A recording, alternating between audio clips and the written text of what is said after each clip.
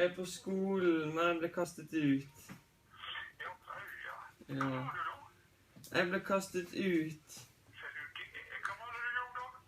Nei, det var en gutt som... Ja, han var litt fin, men... Så skulle jeg prøve å ta han på tissen, men... Nei, læreren likte ikke det. Nei, han kastet meg ut, så det er frekt.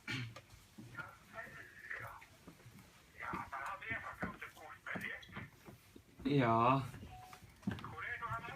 Nå er jeg på skolen. Nei, bort på Askøy. Ja. Ja, det skulle vi hatt fått til.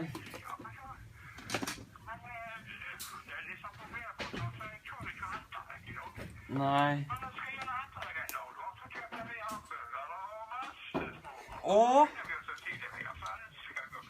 Åh, det er så godt. Det er kjempegodt.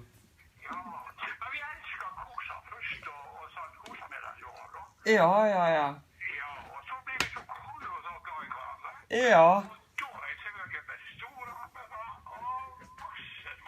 Ja. Jeg kjenner jeg begynner å bli glad i deg allerede.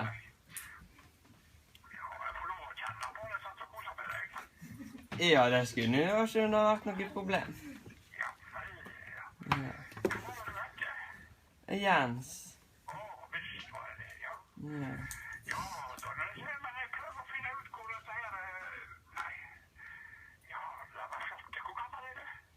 14.